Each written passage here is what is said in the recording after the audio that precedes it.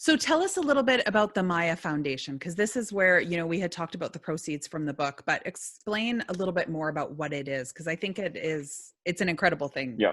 And it's an incredible business module, I think, the way you have it set Thanks. up. Yeah, another thing which I didn't plan at all. So again, in that wake of all that drama and all that media attention that was happening around my Interpol case and the book and everything else, I wanted to kind of make a statement that I'm not writing this book to make money out of it. I'm not kind of capitalizing on the drama of Nigerian corruption and so on and so on. So I wanted to put this money into a proper charity. And I approach this problem just like I would approach any other business problem, like an investor. Let's search for some good charities in Africa. Show me your P&L, show me where you're getting the money from, show me how you're spending the money, what is the net result of your actions, what is the short-term gain, what is the long-term effect, and so on and so on. And oh my God, the rabbit hole I got myself into. Long story short, the charity model is broken. It doesn't work. If it was working, Africa would be the richest region in the world, considering how much money was being pumped to Africa. Yeah, but it doesn't make it there. It doesn't make it there. Charities are amazing at helping a city recover from an earthquake, or even the whole country recover from a war, but it's not gonna lift whole nation out of poverty because it requires much different approach.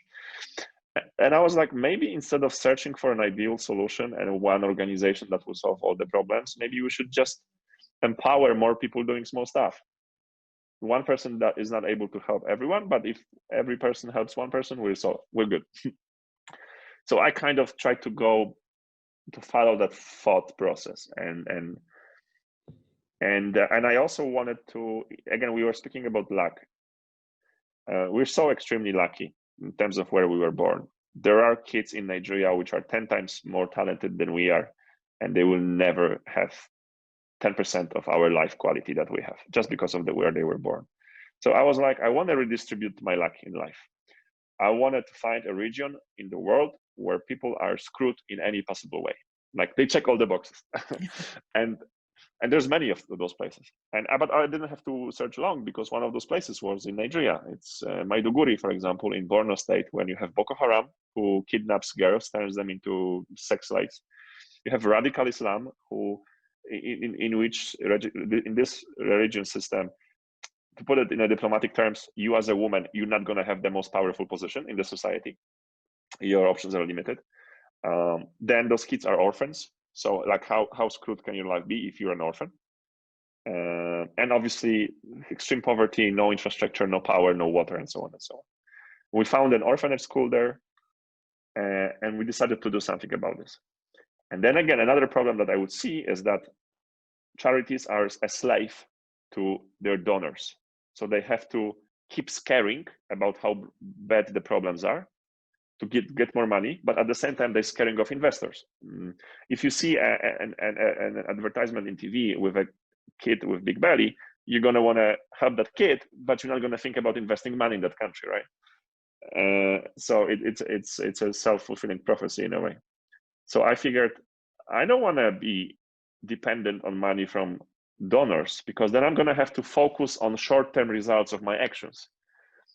I'm going to want to sponsor 100 meals a day because I can make a nice Facebook photo out of it. But I'm not going to focus on the long-term goals, which are not visible for 10 years, because I am dependent on that annual budgets I'm getting from my donors. So I was like, I have to have a small organization that will only run from my own money, including all the revenue from the book, all the speaking engagement related to my book, and some savings or just monthly income that I can partially put into the foundation, because then I can do it the way I consider the best in the long term, the way I want to help.